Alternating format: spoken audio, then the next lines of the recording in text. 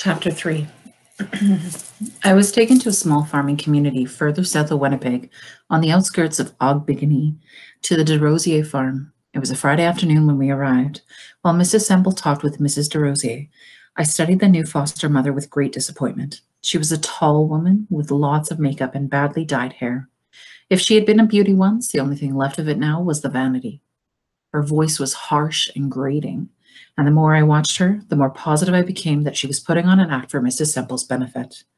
I wondered why Mrs. Semple couldn't figure that out, but then I thought it was okay as long as Mrs. DeRosier gave me a good home. After my social worker's departure, Mrs. DeRosier turned to me. I looked up at her with curiosity. She went to the kitchen drawer, took out the strap, and laid it on the table near me. She told me the routine I would be following, but in such a way it made me think that she had made this speech many times before. The school bus comes at 8. You'll get up at 6, go to the hen house and bring back the eggs. While I prepare breakfast, you will wash the eggs. After breakfast, you will do the dishes. After school, you will have more chores to do, and then you will help me prepare supper. After you do the supper dishes, you will go to your room and you will stay there. You will also keep yourself and your room clean. I know you half-breeds. You love to wallow in filth. You step out of line once, only once, and that strap will do the rest of the talking. You don't get any second chances. And if you don't believe me that I'll use it, ask Raymond and Gilbert. And on that subject, you will only talk to them in front of us. I won't stand for any hanky-panky going on behind our backs. Is that clear? Also, you're not permitted the use of the phone. If you want letters mailed, I'll see to it. You do any complaining to your worker, watch out. Now, I'll show you where your room is.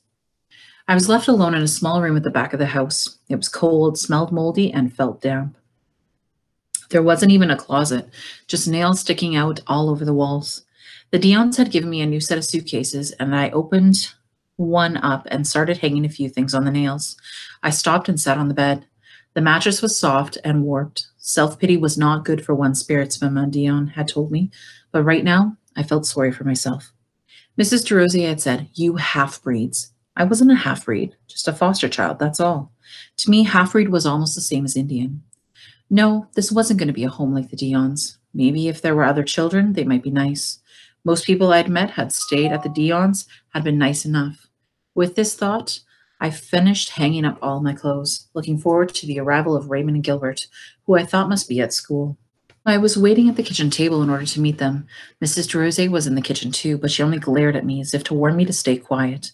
I saw the school bus from the kitchen window and thought how nice it would be taking a bus from now on.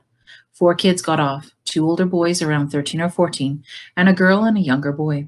I was hoping that they would like me. They all walked in, but the 2 older boys walked by without looking at me, and I heard them going up the stairs. The younger boy and the girl eyed me contemptuously.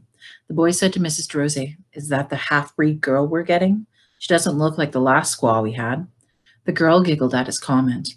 "April, you might as well start earning your keep right now. Here, I want you to peel these potatoes." Mrs. DeRosier got out a large basket of potatoes and put them down in front of me. I was sure that the 2 children must be Mrs. DeRosier's very own.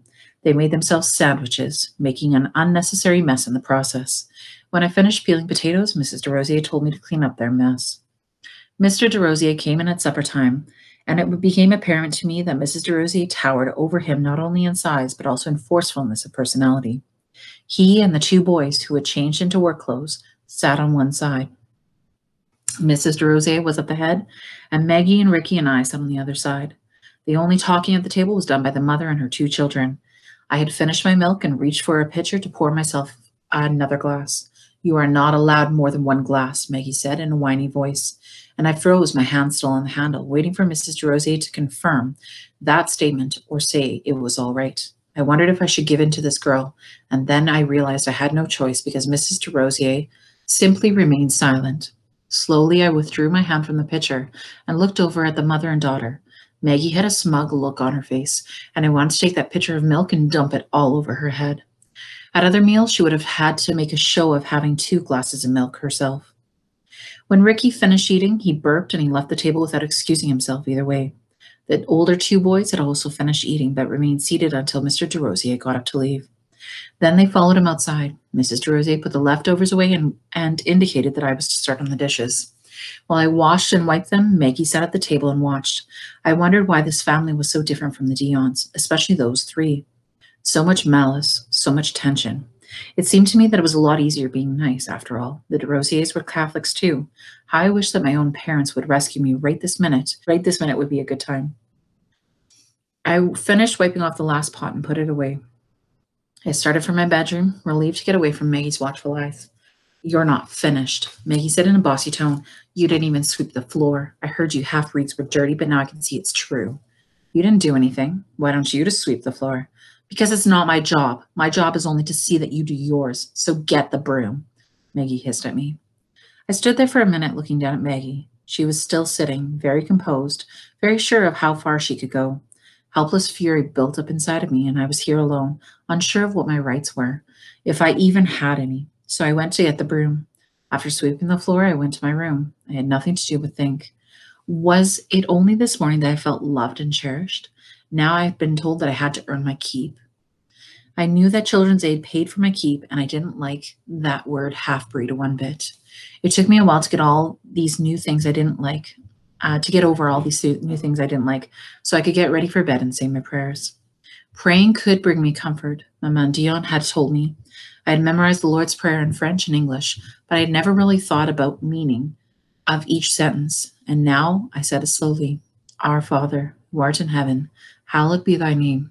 Thy kingdom come, thy will be done, on earth as it is in heaven.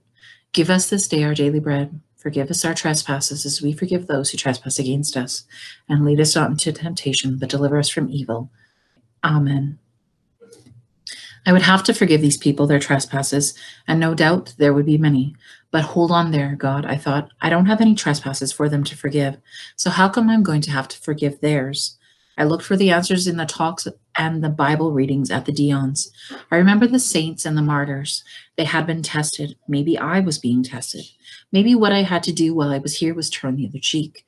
When I went to sleep, I was feeling very saintly.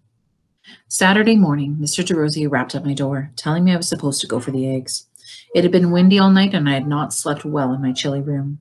I sleepily got dressed and went to the kitchen. No one was there, but I saw a pail by the doorway, and supposed I was supposed to use that. It was still dark outside, and it took me a while to find the chicken house. There were deep drifts in the snow, which had been whipped up by the wind overnight. Another thing I decided was that I did not like the winter anymore, not as long as I lived on the farm. I gathered the eggs, got nasty pecks from the hens that were too stubborn or too protective. As I floundered through the snowdrifts, my mouth watered at the thought of breakfast. But when I entered the house, no one seemed to be up. I was still cold and very hungry, but I didn't dare touch anything. I washed the eggs and found that a few had broken and many were cracked. I worried while I waited for Mrs. DeRosier. A few hours later, she came down in her housecoat, and she looked at a whole lot worse without her makeup. She started to put some coffee onto Perk and noticed the eggs were still drying in the trays. What the hell did you do with these eggs? They're all cracked. I can't sell them that way. I jumped up when she screamed. She picked up a few of them and threw them down on the floor in front of where I was sitting. I went on ranting and raving, not wanting my explanations. Finally, she told me to clean up the mess and that she started breakfast. When everyone had eaten, she and her 2 children got ready to go to town. She left me instructions to wash the floors and clean the bathroom. After I had finished the breakfast dishes, I thought to myself that if Ricky had been a girl, I would have been just like Cinderella. When I had finished my assigned chores, I washed out my own room, trying to rid it of the musty smell. A few hours later, I had a few hours to myself before they came back, but when they did, Maggie, with her boots on, walked all over the kitchen floor, and I had to wash it all over again. On Sunday morning, we all went to Mass. After the services, while Mr. DeRosier and the 2 older boys waited in the car, Mrs. DeRosier chatted with some neighbors. I was by her side, and she explained my presence, adding that I was a lovely little girl, and that we all got along very well. She wallowed in their compliments on what a generous, good-hearted woman she was to take in poor, unfortunate children like myself into her home, and I just stood there meekly, too scared to say different. I had looked forward to Monday because I would be going to school on a bus. There were lots of kids on the bus already, and being too shy to walk further, I took the first empty seat near the front. I could hear the DeRosier kids tell their friends that I was the half-breed that they had to clean me up when I came to their house. They said I even had lice in my hair and told the others that they should keep away from me. They whispered and giggled, and once in a while they would call me names. I sat all alone in that seat, all the way to school, staring straight ahead, my face burning with humiliation. Fortunately for me, no one on the school bus was in my classroom. By the end of the first day, I had made one friend, Jennifer. Unfortunately for me, I had to board that school bus again and go back to the farm. I had decided that I wasn't going to let them see that their taunts really hurt me. The months went by very slowly. The kids on the bus tired of picking on me, mostly, I guess, because I wouldn't react. My 10th birthday passed without celebration. One evening in May, Mrs. Rose told me I wouldn't be going to school the next day because of a family visit. That was my first happy moment since I had arrived. She drove me to Winnipeg, complaining all the way that these visits would disrupt the routine she had set for me. I was waiting alone in the reception area when Cheryl came in, bubbling with enthusiasm. Hi, April, I got a present for you. Can we go to the visiting room now, Miss Turner? She asked her worker, and after we were left alone in one of the small cubicle-sized rooms, Cheryl turned to me and handed me a gift wrap package. Happy birthday, April. It's a book. You're not supposed to tell me what it is, Cheryl. Half the fun is trying to guess what it is while I unwrap it. I grinned at her and shook my head. A book about Louis Riel? I said with a crinkle in my nose and distaste. I knew all about Riel. He was a rebel who had been hanged for treason.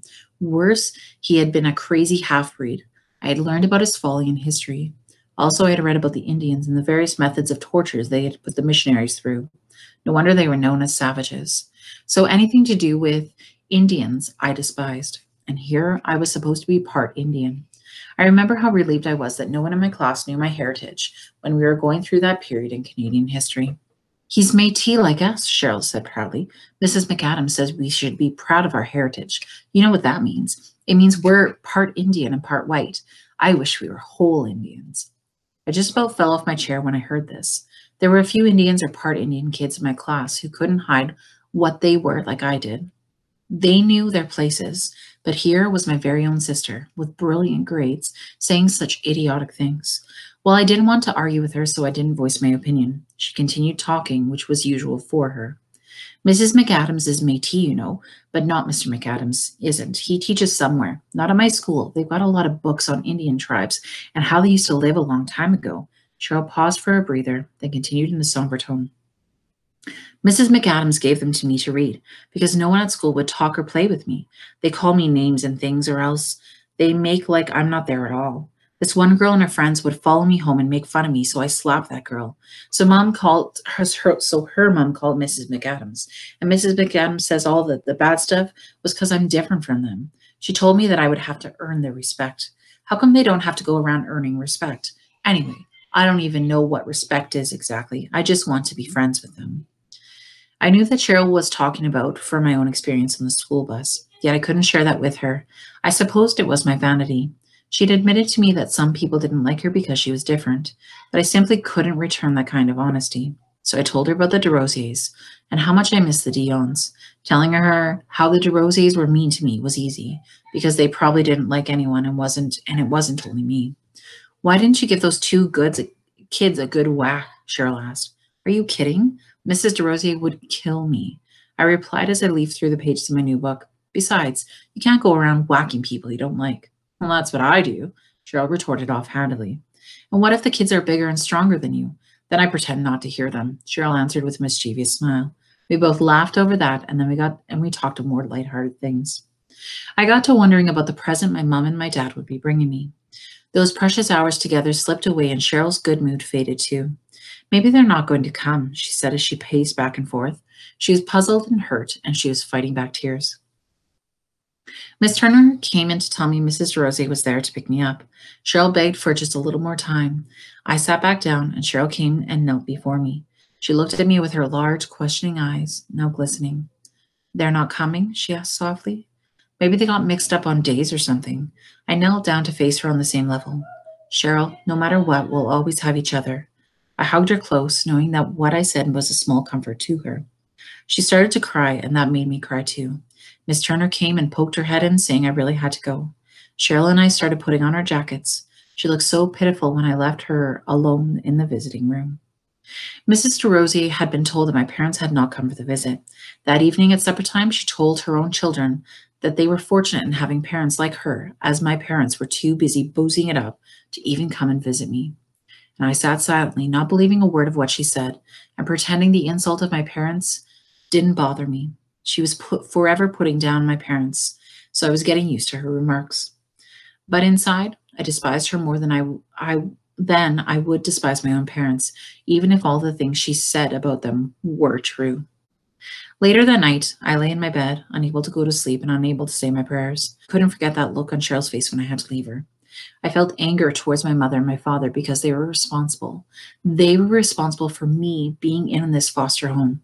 While I was at it, I turned on our Holy Father in heaven. Oh God, why did you let me be born? Why? Why was I ever born? Why do you let these bad things happen to Cheryl and me?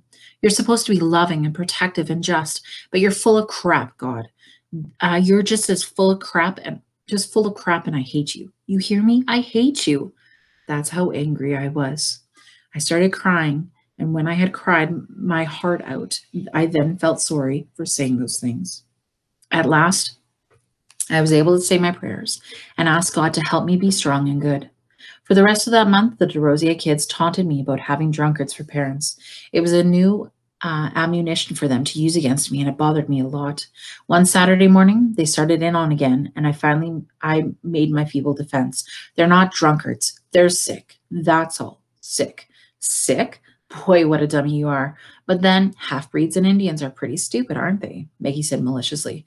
Yeah, your parents didn't know how to take care of you. They just know how to booze it up, Rick added. And then they started mimicking drunken people and talking to each other in slurred speech, laughing at intervals.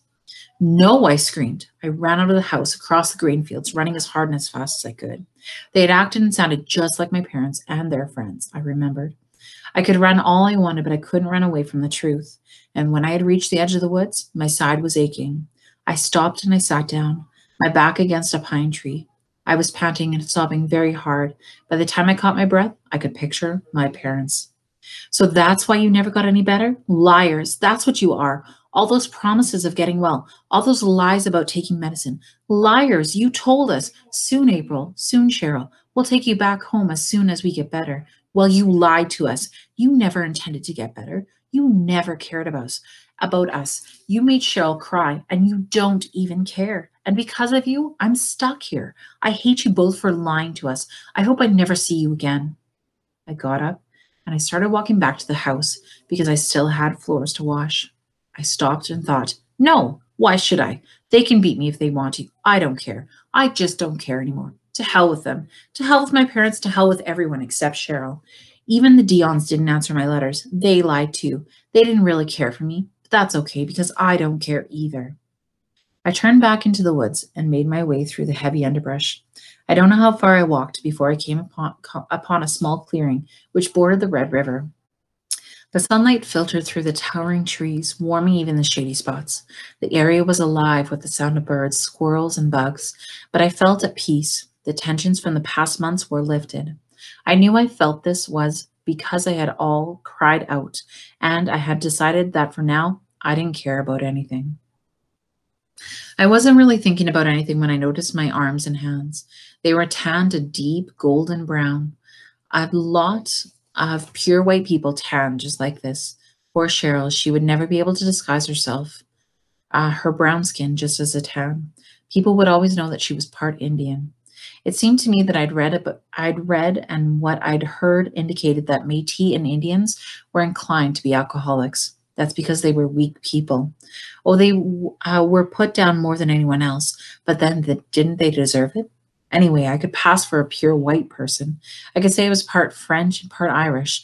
If I had to, I could even change the spelling of my name. Raintree looked like one of those Indian names, but if I changed the spelling to Raintree, that would pass for Irish. And when I grew up, I wouldn't be poor, I'd be rich. Being a half-breed meant being poor and dirty. It meant being weak and having to drink. It meant being ugly and stupid. It meant living off white people and giving your children to white people to look after. It meant having to take the crap white people give. Well, I wasn't going to live like a half-breed. When I got free of this place, when I got free from being a foster child, then I would just live like a real white person. Then the question came into my mind, what about Cheryl? How was I going to pass for a white person when I had a Métis sister? Especially when she was so proud of what she was. I loved her. I could never cut myself off from her completely. And she wouldn't go along with what I had planned. I would never even be able to tell her what I had planned. I sat there thinking for a long time, but the problem wouldn't be resolved. Well, I had a long time to figure out that one. For sure, she would never turn out to be like the rest of Métis people. She and maybe Mrs. McAdams were special people. Cheryl was always already a whole lot smarter than the rest of the kids in her class. I sighed, stood up, and stretched. I felt that I was ready to face whatever the DeRosiers had in store for me. One day I would be free of them. One day. Over the summer holidays, Maggie was going to Vancouver to visit her grandmother. I looked forward to the day when she'd be leaving because she, more than Ricky, made my life miserable. She had started coming in my room whenever she felt like it, saying it was her house and that she could go wherever she pleased. One night, she was looking at my suitcases thoughtfully, and then she said, "I'm going to borrow your suitcases for my trip." I looked up at her and said, "You can't take them with you. What if I move while you're gone?" "Move? My mother's not going to let you move from here. Come on, Abe. I got to start packing tonight." And she said that she was said in what was supposed to be a sweet, coaxing voice. I knew very well that her mother would let her have her way, but I was still stubborn. "Look, you owe it to me. You live in my house and eat our food. You're just lucky I don't tell mother about your selfishness." With that, she dumped all my things in the suitcase on the floor and took them with her. When she came back from the trip, I kept my suitcases. She kept my suitcases. I asked to have them back several times, but she would ignore me. One day, I entered my bedroom and my suitcases were there. They had been scratched up as if Maggie had deliberately tried to cut them with a knife. Insides were the dried red fingernail polish poured to form the words, "Ape the bitch." I was angry, but there was nothing I could do about it. I couldn't even show them to my social worker because it would be her word against mine. I thought that would be the end of it, but it wasn't. That same night during supper, Maggie said, "Mother, Abe let me use her suitcases and I forgot to give them back right away. So you know what she did today? She went up to my room, threw all my stuff around, and stole some of my money and my jewelry. I wasn't going to say anything about it, but it makes me mad that she thinks she can just come to my room and do that." I couldn't believe what she said, and I looked over at her with complete astonishment, practically growled at her. "You bloody liar." Mrs. DeRosier slammed her fork and knife onto the table, stood up, and came over to where I was sitting. She slapped me across the side of the head, took a vice grip of my arms, and yanked me out of my chair to shake me seemingly all at the same time. And she was screaming, "Don't you ever talk like that to my daughter in that tone of voice again. Who the hell do you think you are? We take you in because your parents don't want you. We give you food and shelter, and this is how you pay us back?" And then she asked Maggie, "Is your room still in the same condition that April left it in?" "Yes, it is, Mother," said Maggie with an injured tone of voice. "April, you march up there right now. We're going to see what you did, and then you're going to get the strapping of your life." I'd never seen Maggie's room before because the upstairs was off limits to me. Her room was beautiful.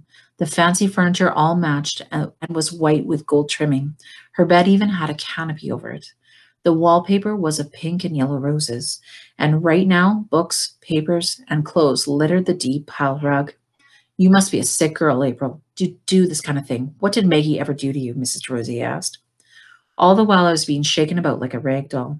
She marched me back down to my room and started to look through my things. In one of the pockets of my coat, she found some money and some earrings. Maggie was standing at the door with a smug look of satisfaction on her face.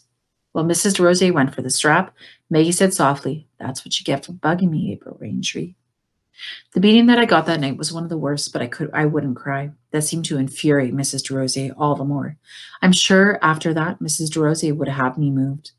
I thought that the beating would have been worth it after all. I waited for things to start happening, but over the next few weeks, nothing more was said about the incident. At the end of summer, Cheryl and I had another visit. We got to the Children's Aid's office. We were told that our parents were not expected to come. I felt guilty about the resolutions I had made a few months back. To make up for it, I told Cheryl how our family life had been when we were all together. That is, I told her the good things.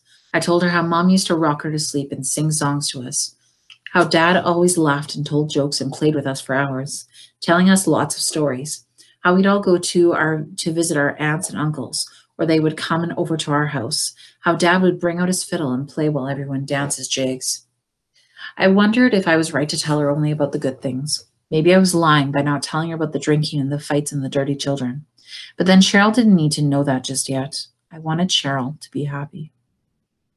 At our next family visit in October, only Dad came. He explained that he had been up north and he couldn't get back for our visits. Mom, he said, was sick.